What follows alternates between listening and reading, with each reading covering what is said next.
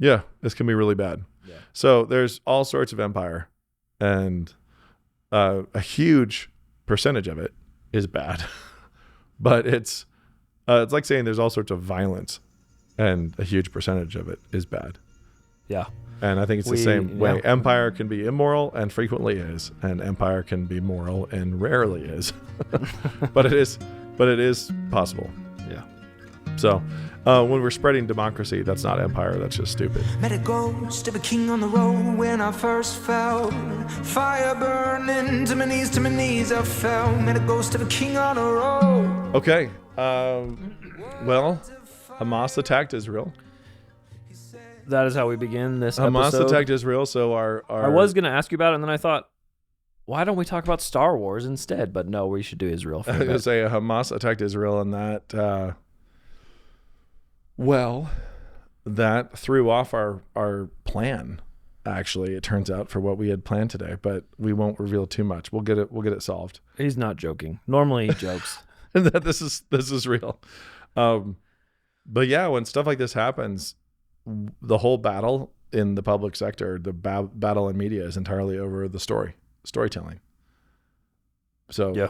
And as you as an editor, me as an author, we both know that if you root particular perspectives in a narrative, like wherever your starting perspective is, tends to align antagonist, protagonist, good guys, bad guys.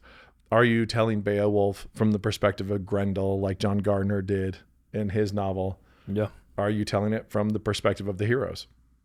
And this is key too, because this is something I think that makes postmodern criticism of literature kind of fun, is when you take a story and tell it from a different perspective. Yeah. Of course, they say then, therefore, text doesn't matter, but you can totally see how, depending on your starting point, Yep. you can watch every major city in the U.S. have pro-Palestinian rallies when there's also footage from the other side that would.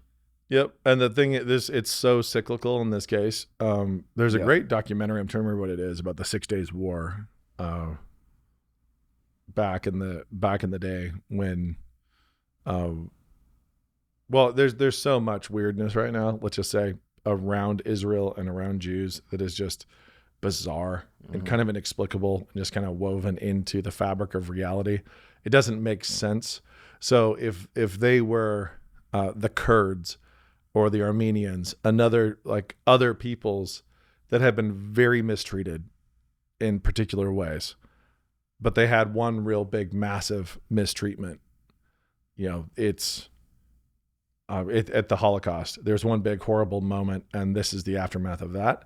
It'd be a completely different narrative. Like, the Armenians had a genocide. It was horrible.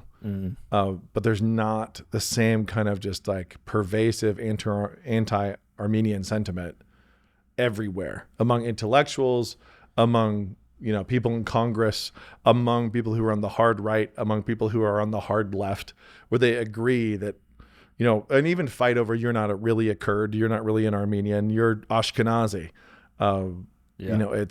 It's bizarre. There's other than spiritual weirdness, there is no explanation for how disliked the Jews have been for so long. And there's been various flashpoints, like in the Reformation, where people like Luther said some terrible things, but that was the mainstream. I mean, he was inside the mainstream of anti-Semitism at that time. Right. But reformers planted a pretty hard flag the other direction. Like part of the Reformation was pushing against that anti-Semitism. And you can find it, I think it's Bootser and other places where, they're leaning against that when it was the totally acceptable thing. Yeah. It was not woke at all. It was woke at the time to be anti-Semitic. But then you have the weirdness of the creation of the current state, the modern state. Complete misunderstanding, the dispensational background. Yeah, but it happened. Then you have the invasion, and you have the 6 Days War, and you have them taking back, them taking land from their invaders. They push back and win, and take ground. And then they hold that ground. And then they, as a nation state, being populated heavily by, the descendants of Holocaust survivors and so on, for them, every fight is an existential fight. like these moments, they are surrounded on all sides, and they will absolutely fight with maximum violence to preserve themselves. Yeah. And so the backlash from this is going to be just enormous. Meaning Israel's pushback is going to be incredible. It's going to be it's going to be all the way incredible, and then it's going to be used to justify further hatred of the Jews and of Israel and so on. And people will talk about a 2-state solution. It's like, well, we already have a Palestinian state. It's called Jordan.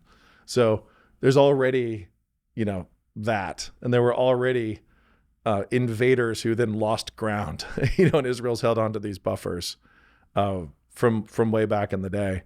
And I'll add one extra curveball for anybody who just wants to be like, no, they don't have it rough. Watch Munich. I actually was just getting into that. Frickin' Munich.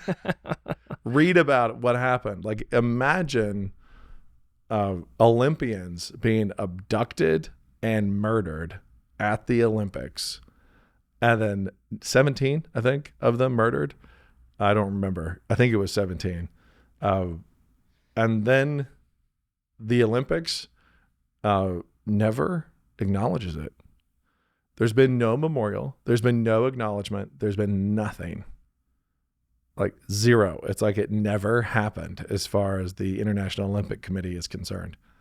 It did not occur. Anniversaries come and go of this tragedy, and only the Jews remember. They mark it. They remember it. But jeepers. I mean, so in these moments, 11, I checked on 11, not 17, yeah. 11.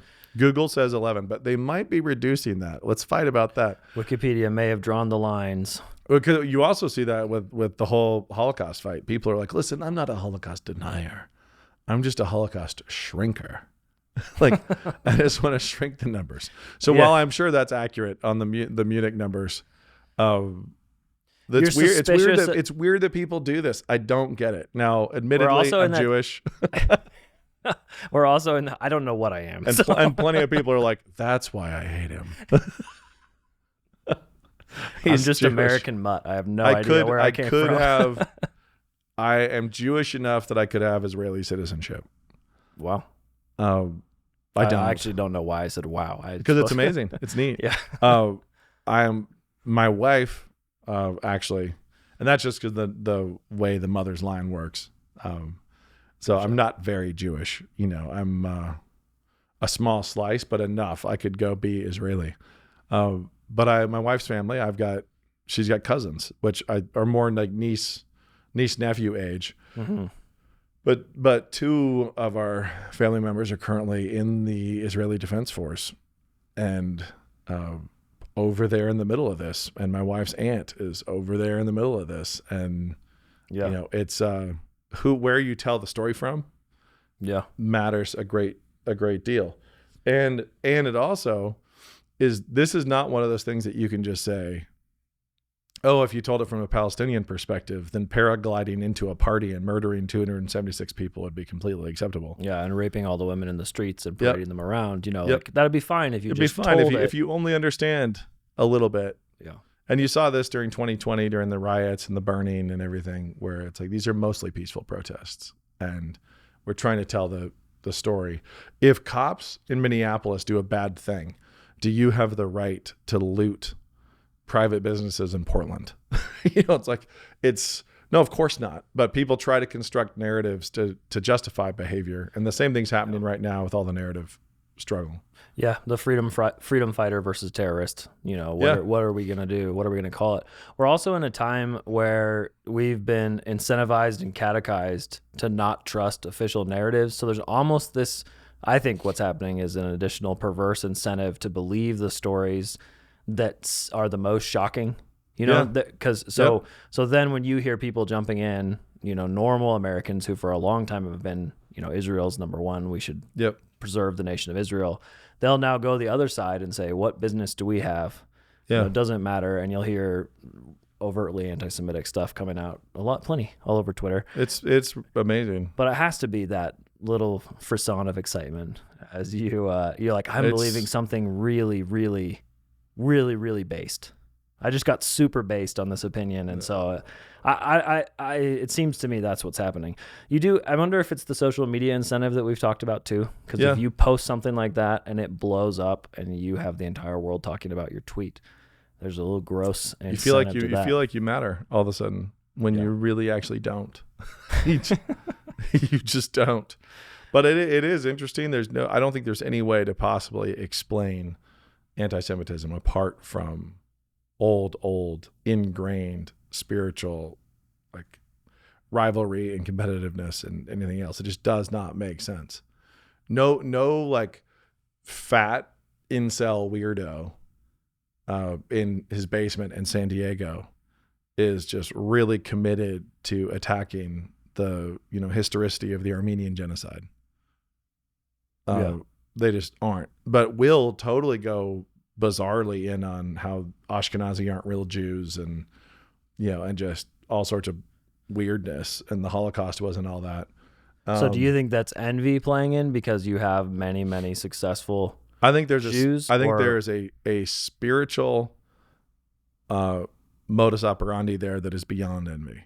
I think there's an actual like hatred of those people by spiritual beings, which is constantly seeded and planted.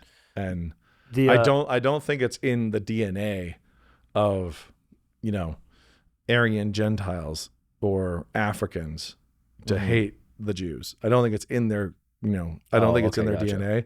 I think it's in the fallen world. I think there are a lot of beings that hate the Jews. Interesting. And have for a long time. Yeah, well, I mean, if you read Romans 11 the way that I've always intended it, that the Jews the way you've always intended. Sorry, I said that wrong. The way that I've always read it, or thought that it, that everyone did. I found out recently it's not how everyone reads Romans 11, but the idea of the Jews being given a gift through the old covenant and spurning it, but also us looking forward to a future repentance of looking forward to them being brought back in. Right. Yep. And the whole thing unified. Yeah. Correct. I guess that's not the only way. You could say it's fulfilled, and they've. I think it's the only correct way to read it. Well, that's our podcast, right? There's never two correct ways to read the story. Well, there's one that is more correct.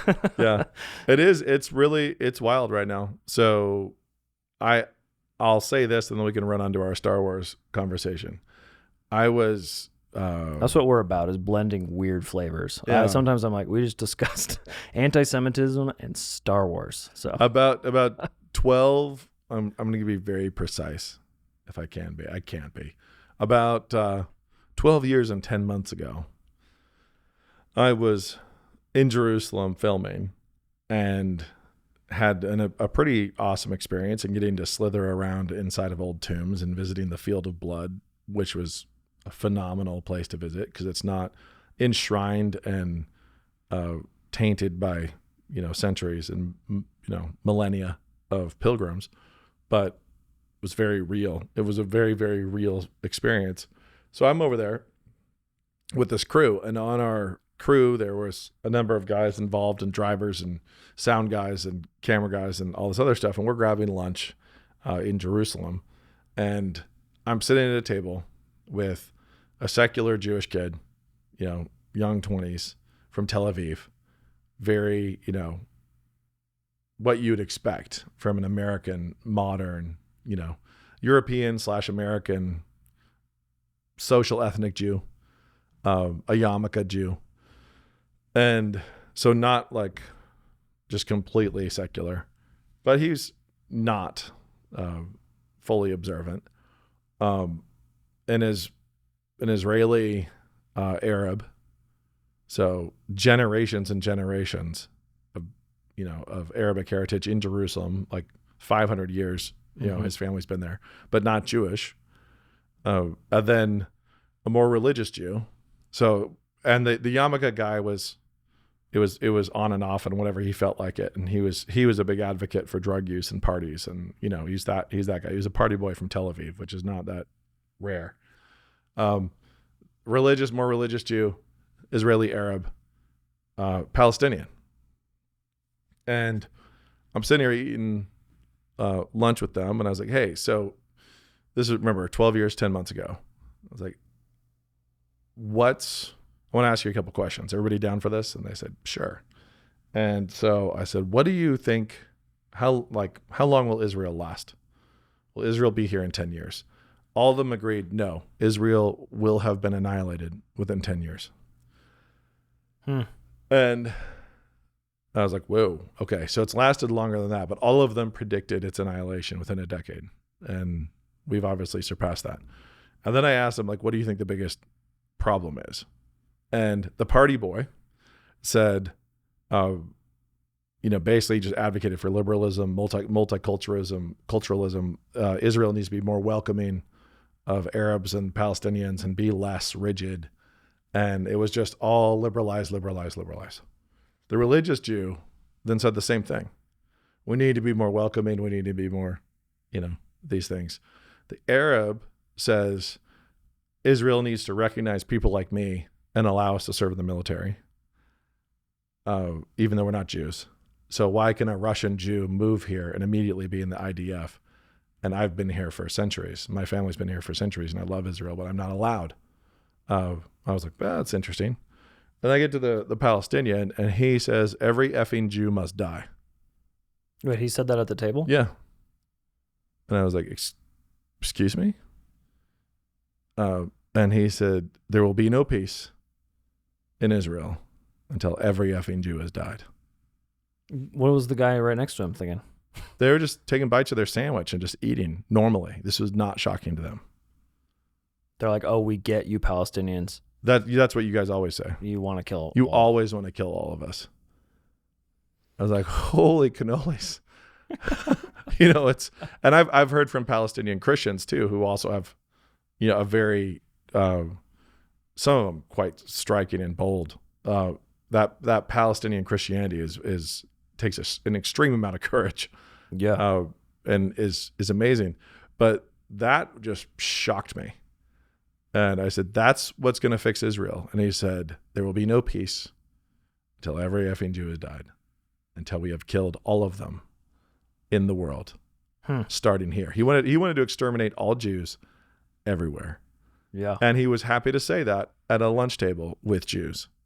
Crazy. And then I went to the Mount of Olives. Sorry to interrupt you, but no, go, keep going. I'm at the Mount of Olives. I'm watching a sunset. I'm trying to have a moment. And I hear all these car horns honking. And in the distance, they are coming closer and closer and closer. And they're all those very Toyota car horns. And I'm in this Jewish graveyard watching the sunset over Jerusalem. And this parade of cars comes up. And this old man gets out of a Mercedes in the front. It's all these Toyotas following. And these little kids come running around and grab his hands and are leading him through the graveyard. And I asked the Palestinian there on our crew, I was like, what's going on? And he said, oh, he was in prison for a very long time for murdering Jews. And he didn't say murdering, he said killing, for killing Jews. And he was released today. And so his grandchildren are taking him to the graves of those Jews whom he murdered upon his release so that he can stomp on their graves and spit on them. And that's pretty demonic. And I was like, first thing, he was like, yeah, they've just brought him here. That's what's going on. And so he's finding the graves of his victims to stomp and spit with his little grandchildren dancing around him, leading him to those places like a hero. Yeah. They have grabbed his hand. They've been waiting for his release. And these little grandchildren knew where the graves were. Mm-hmm. And where he didn't, because he'd been locked up. His little grandchildren are leading him to the graves of his victims. And of course, the Palestinian guy could have been completely lying to me and I wouldn't have known, but I don't know why he would have lied about this. I was just stunned. I was stunned by the level of hatred, the level of murderous rage, the level of openness about it, and also the whistling past the graveyard that was happening from the people who would espouse open-armed liberalism to just like, no, we have to like take the walls down and just open our arms. two people who are professing a desire to murder them. Yeah. And that astounded me. Yeah. So anyway, it was all very weird. Yeah. And so then now, 12 years, 10 months later, like paragliders come in, they shoot up a peace festival. So why is there a peace EDM right. thing going dance on? Party, yeah. A big stupid dance party in celebration of border peace, and Hamas is like, this is the spot. You're a soft target, we're gonna kill all y'all. It does who seem are advocating for peace. And that's exactly like my lunch table, where right. there's the people espousing for like a softness and a peace are espousing for that despite direct and obvious and brutal evidence to the contrary. And those poor saps all ended up murdered for it.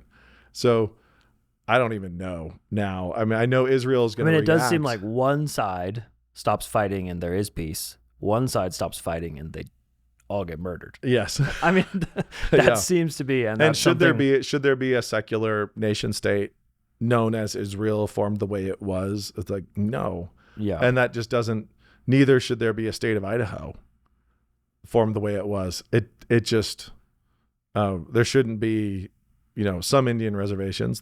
Some of them shouldn't exist. Some of them are understandable. But it's just like, no, there shouldn't be. It shouldn't have happened, but it did. And it exists now, and you can't set things right. Should there have been an Irish potato famine that the English did nothing about? No, there should not have been. Does that in any way justify Irish violence against English now? Like, no, it does not. Right. There's a whole difference between should that have happened the way that it did and should we be involved now and what should they be doing over there? They're like complicated questions, and we've, I think, shown ourselves unable to sort through even one of those answers. Correct. So take the Irish and the English and then just, multiply by 10. It's like, that's what you have. That's what you have over in the Middle East. Ooh. So anyway, I mean, it's one of those things. The gospel's it. That's it. The gospel. They all need the gospel. It does make me wonder if there does seem to be such an amount of intensity about it that you can't say. It does feel to me like you must get involved or must not immediately rises for Americans to the level of almost shouting. and I wonder if that's just part of where our history is.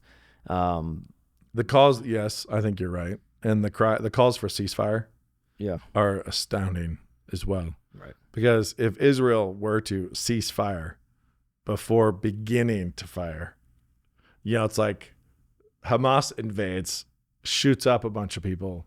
Hezbollah has said that Iran signed off on all of this. This was planned by the Iranian security forces. We just sent $6 billion. Right? And I'm sure, because they're gleeful, I'm sure they funded it with our money. And our weapons out of Afghanistan is the other part of this little wrinkle. So you do that. They plan it. They do this. And over here, as soon as Israel's hit, people started calling for a ceasefire. And it's like, I get to murder your people. Then we stop. Put your guns down. Everybody put your guns down. It's like, not how this is going to happen. The person calling for a ceasefire is the one tapping out. And that will not be Israel. It's not going to happen. They understand their leadership, at least. Their civilians will have, citizenry will have more of a stomach for it now than they did. But their government at least understands the absolute existential threat that is constantly present, and they will fight like they're fighting for their lives, because they are. Yeah, and you've said this before too. As far as we're concerned, American, you have a much higher stomach for empires having to get involved to do the right thing, especially when they already have been entirely involved. Because I'm biblical in my thinking, Brian. This means that there's literally nothing wrong with Christian empire. You can listen to our episode on empire in order to get the justification. But I was just all think Rwandan genocide. Was your but main it's argument. also in Sudan and other places. But it is. If you like Sound of Freedom, then you're in favor of empire. Like it's if somebody has a right to go rescue a kid out of the jungle who was abducted when they crossed a sovereign border and went and did that.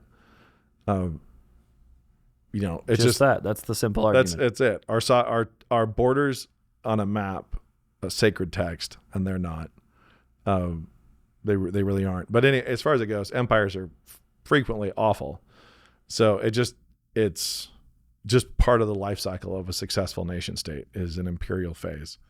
So anyway, are we just gonna? Is that just a little throwaway? Speaking of empire, the empire in Star Wars does indeed follow.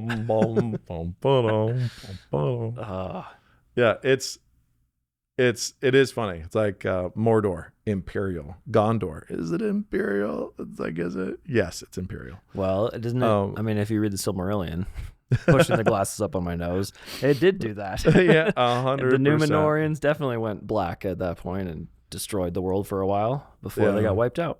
Yeah. So one of the I love having like totally insane ideas that will never happen, and so it can never be falsified, right?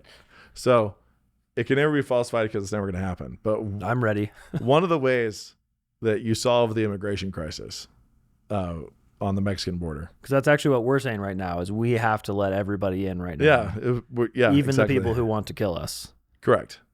So what we do there, we have people who want to work hard and build for their families, the like real Americans have always wanted to do, because millennials won't, and we need them. But we also have drug dealers and terrorists crossing the border and so on, traffickers. But one of the ways you solve it, the thing I would love to do, and of course entirely impossible, but still thought it run with me. If Nate were emperor for a day, just more of like we're in a vacuum sealed room where there's no other variables and we have a whiteboard. Oh, okay. Okay. What I would do, and I actually would seriously investigate this, is I would go to Mexico and say, okay, here's the situation. You all can vote on whether you want to join the United States. The state of Mexico? The entire nation of Mexico. Nation of Mexico. Yeah. This is what we're going to do. And make the same offer to Canada. You guys get one vote. All right. You're still Canada, but it's one state. That's it. So you get 2 senators. You're going to have a lot of congressmen. A lot of, not so many from Canada, but a lot from Mexico. And it's like, and here's the thing. You vote this way. It's our rule of law. Like it's our laws are going to take over our constitution, our law enforcement, everything. So if you guys want to be Americans, you can be Americans. Gotcha. We can do that. But what you can't be can't do both. Get our good stuff, but not have to put up with our... It's just... Right, okay. Are you going to come in? Is Mexico going to become a tax base? Is the American rule of law going to show up? Right. Or not? And if not, then we're going to build a very big wall. And we're going to have processes to try to allow immigration from... Honestly, in a way, why is Mexico opposed? Why are they opposed to us building a wall? If it's their hard workers and their best crossing that border and fleeing Mexico, they would not want that. They don't want that. They want the border open. They want it so good people can come work hard and send money back. There's things like that. But ultimately, you create an immigration path that's efficient and quick and selective. So for those people who would come and be contributing American citizens. The Sinaloans are not coming across. Yeah, less of them. Yeah, but I would have no problem just saying, hey, let's have a vote, guys. You guys want to be a state? Because here's what it's going to mean. Like, it means, FBI, DEA, everything. Yeah. Like, there's no more like sovereign nation interaction. It's like we just run this place. Would you be willing for them to push back and become 3 states?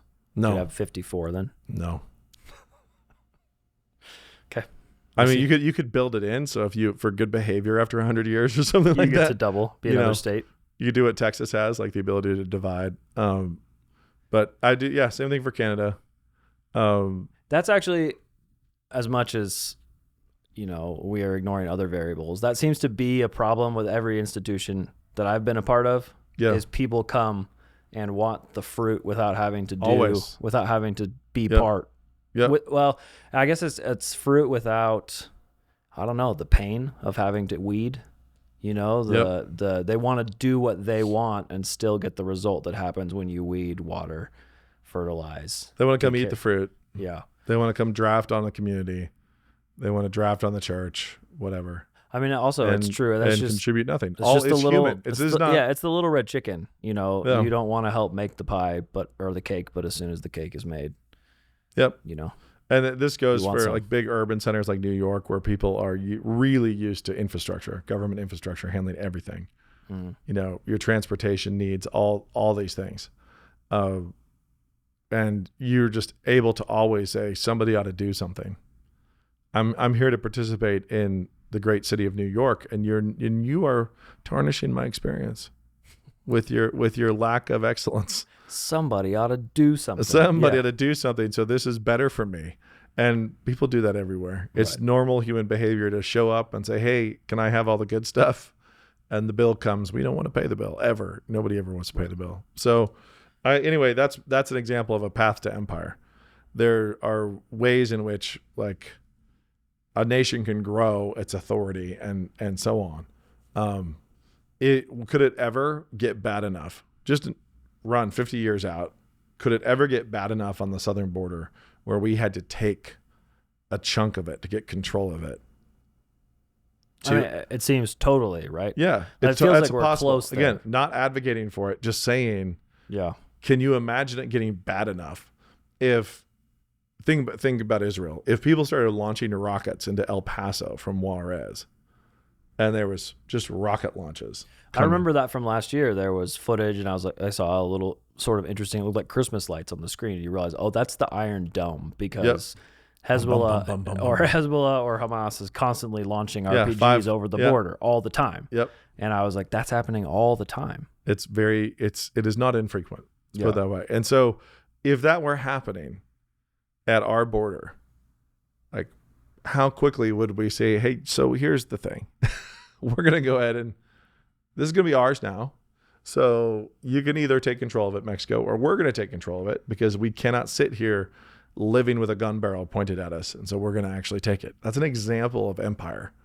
Now, empire growth and so on. Now, the other thing that happens is British people find out there's diamonds, in the right across the border. Yeah. A little Belgian activity in the Congo that was less than desirable, where it's like, hey, this is valuable. It's mine. And I'm going to take all of it. Yeah. It's the one Tintin book nobody reads, Tintin in the Congo. Yep. And so I'm going to take all your stuff and I'm going to give you trains. And that's about it. There's, some phone lines, but old telegraph poles. Right. So, and we're also going to chop off many people's arms as punishment for everything. Yeah, this can be really bad. Yeah. So there's all sorts of empire, and a huge percentage of it is bad. But it's like saying there's all sorts of violence, and a huge percentage of it is bad. Yeah.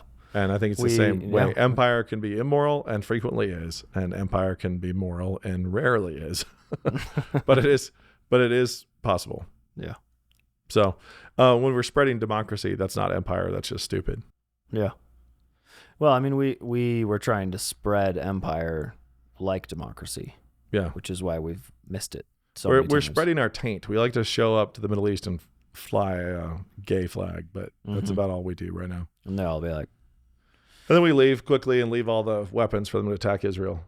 So, but anyway, Star Wars, Brian. We were going to talk about Star Wars. We talked about empire, time? Israel, Hamas. Do we just finish our episode for today? Given that I don't like talking about Star Wars, I think we have time. Well, Nate, we did a whole episode on Pixar discussing its problems and its excitement. So I feel like we at least owe it to Lucasfilm to dig deep. Do we have to dig deep? No, we don't. But the question that we have, and this is emailed from one of our international. So this episode's called Mostly the Middle East and a Little Bit Star Wars. No, it's gonna be a lot Star Wars. You're here for another 45 minutes. Perfect.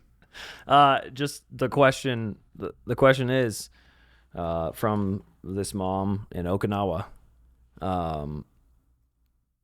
She has a Star Wars question. Obviously, she says Star Wars has a track record of mostly terrible stories, but somehow in the midst, they've built a universe that's fleshed out and interesting.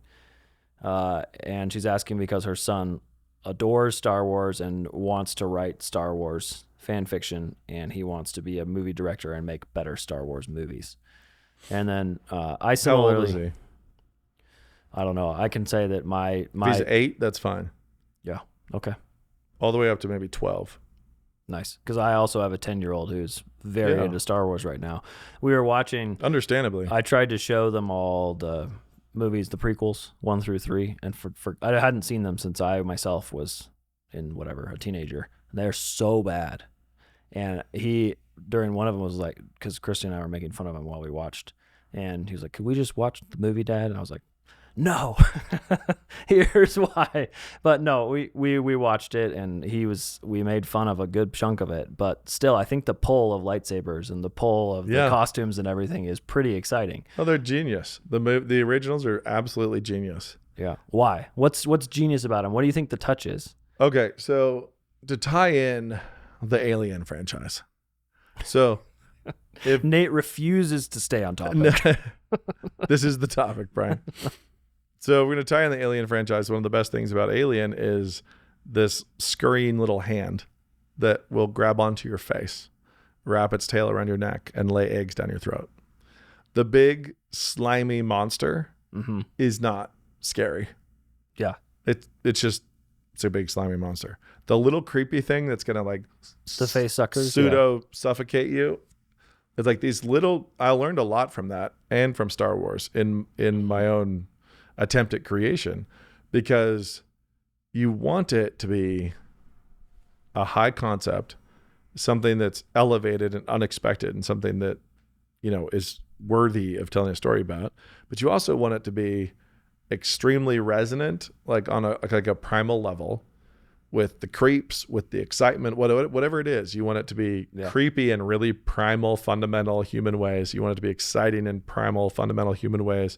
You don't want it to be overcomplicated, and you want it to be easily understood, absorbing, exciting, and so on. Lightsabers are genius, just straight up genius, because it takes that knight and Jedi Knight thing, and you have a sword, but it's a laser, and it makes awesome sounds. Yep. And you can push a button, and just the whole sword. All of us have done that. Yeah. All of us have run around the backyard doing that. Yeah. And we've done it as much as, basically, as much as we've done it with swords. Yeah. It's like you could have a wooden knight sword and still end up making lightsaber noises and wanting it to be a lightsaber. Because you took a sword, which boys are already drawn to, and you gave it a noise, and it glows, and it's this fiery Arthurian thing. It's this flaming sword, and it's phenomenal. Then you have amazing theme music, kinetic dogfights in space, and even more importantly, you have extreme visibility on good guys, bad guys, with the music, with the costumes, with everything. And that's, the boom, boom, boom. And here's Darth Vader, and here's the Emperor, and here are the Stormtroopers. Those are the bad guys. They're all wearing the bad guy costumes. Right. And so you have faceless. Even. Yeah. And what I've learned is, and this I've learned through Hello Ninja and through lots of other experiences, that this is all play patterning. So when you're creating something that's absorbing and fun and wish fulfilling, it creates particular play patterns. And you can look at story ideas and show ideas and so on, and assess the play patterns. And meaning, what is it going to make kids want to imitate? What are kids going to want to do? Imitative behavior at a more fundamental level. How do they play the game? When they watch this show, how do they play?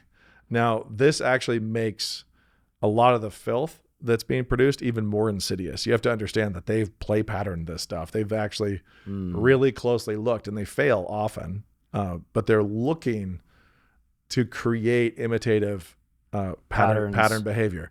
Now, I think that Star Wars is the absolute king, the dominant king of play pattern behavior of all time. Yeah. Harry Potter is like a distant second. Gotcha.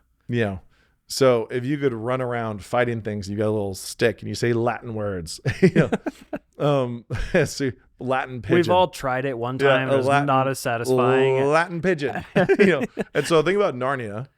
What's a play pattern on Narnia? It's like, well, there's good guys, there's bad guys. Yeah.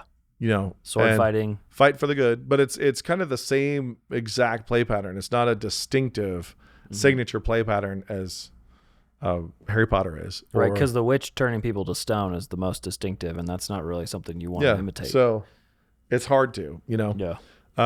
So then you go to Star Wars, and we have Marchy March, bad guys with laser guns, with theme music, and they're dressed like the bad guys and identified as the bad guys. And then you have normal looking people who have adorable robot companions who also have laser swords. Yeah. And you get to jump and flip and make cool sounds with your mouth while you're swinging your sword around. It's awesome. And then you're, of course, a pilot. So you're flying. There's also that's more wish fulfillment. Like speeder bikes. Yeah. You know, and in some of my own pitches and conversations, like the speeder bikes, the Force of Endor, and Dash and the Incredibles are channeling some of the same wish fulfillment.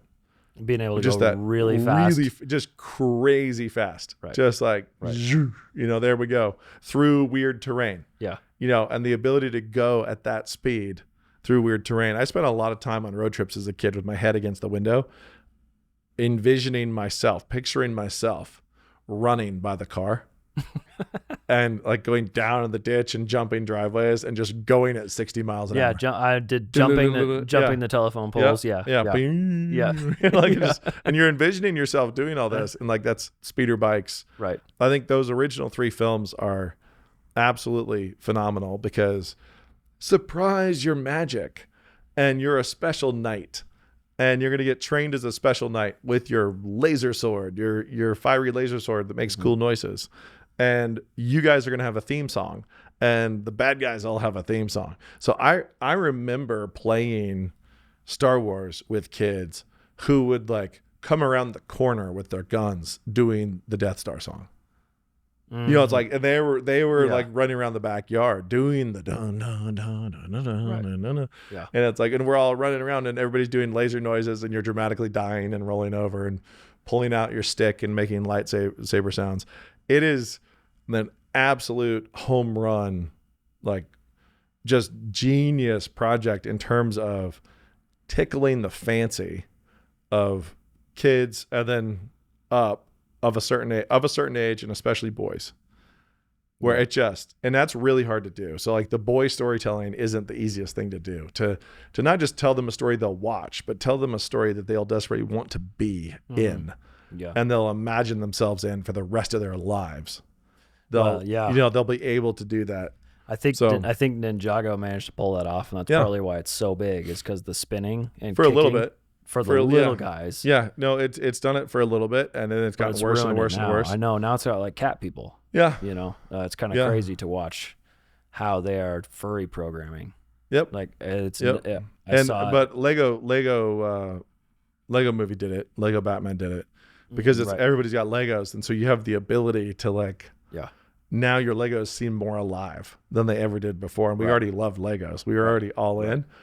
So that stuff was genius too, but I really think that Star Wars hit like an absolute peak in terms of resonating. I don't know of a modern story that is more instinctive, and resonating like with the absolute core of the male imagination.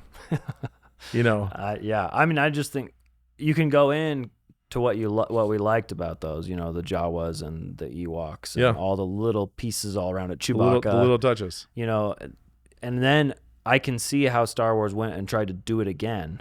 Yep. And just it totally failed. Here's another cute creature. No, it doesn't work. Right. Right. Chewbacca. So you think about Chewie. Yeah. You think about Han and his ship. You think about Ewoks, lightsabers. You know, and the whole Jedi Knight concept. Right. And the more they try to get into the actual metaphysics and philosophy of how the Force works.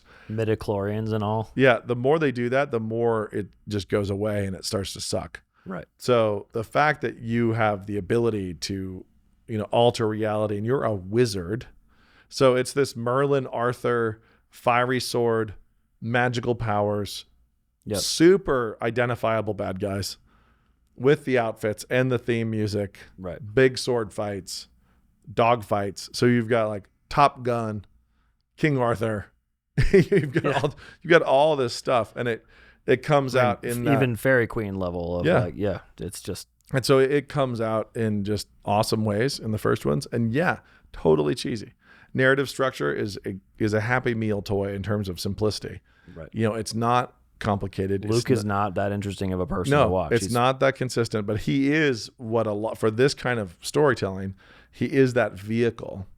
He is that empty costume that you can put on. Right.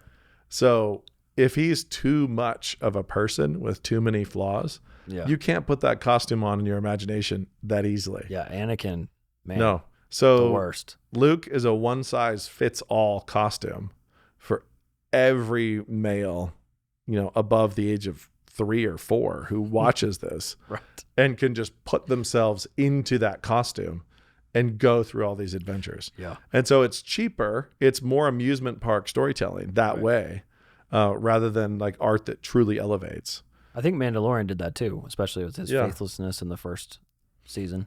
He's a faceless guy that you can see, and I'm that guy. I don't even know what his face looks like. Yeah, I'm that guy.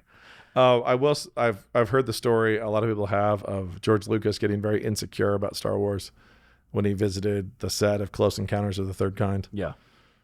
And Spielberg being his own kind of genius, traded ownership with him to reassure him.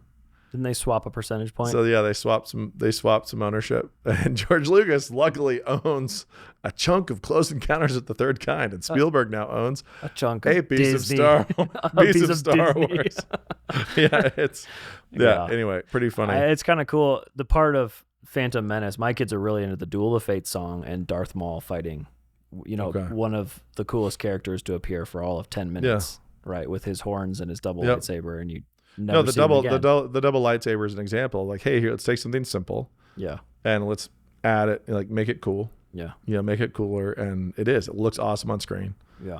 But I think Star Wars just resonates at that pizza level, where it's just don't overcomplicate it. Does it's that just mean really we get? Good. So then when why is it so bad? I mean, maybe we just go back to they just made mistakes in that prequel series, and then especially in the next 3, the last 3 they made, or the Rey ones, they just didn't.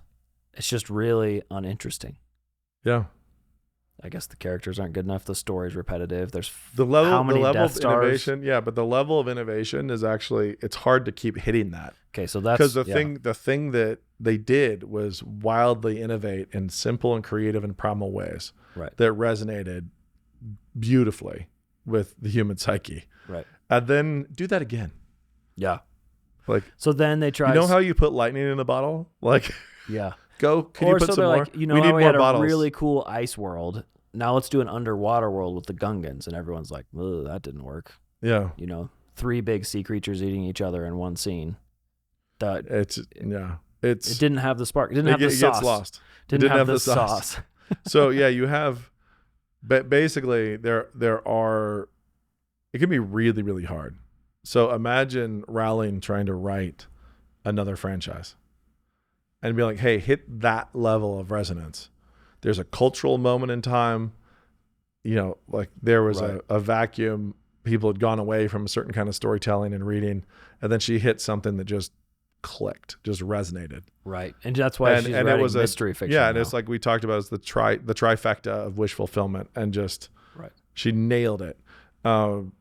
And then it goes massive. Do that again.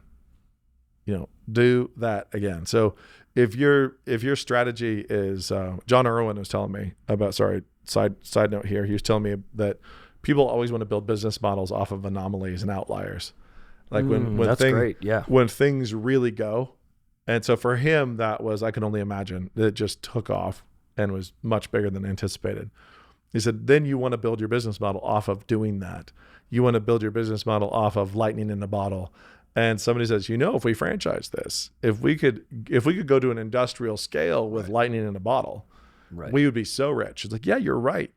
You would, but you have to thread so many needles, including cultural moments outside of your control. You have to thread, like, and admittedly, we all try to do that. You look back at, hey, this was our best business year ever. Let's do that again. And then better. Right. And there's people who get really good at this, and they're usually pharmaceutical companies. And they know how to throw all the levers. They know how to manufacture a natural. They know how to force a government into like, hey, can you give us total immunity and then require our product? So it could be that business model. So works it could be over and over again. So it could be horse manure. But they also know how to pay Travis Kelce. I tweeted about this halfway joking. Did. I know. I still think they're too dumb for that. No. I'm too naive to think that they don't know. Travis Kelce is not a big pitch man. He's not You're right. He's not. He doesn't move the levers. He's not Michael Jordan. Yeah. This isn't Jordan. He's not Braun. He's not Mahomes. He's not even his quarterback, who is doing endorsement deals with like State Farm. We're talking like low level Heinz ketchup. And like cornball State Farm commercials. You think about Chris Paul from the NBA and Mahomes from the Chiefs in the NFL.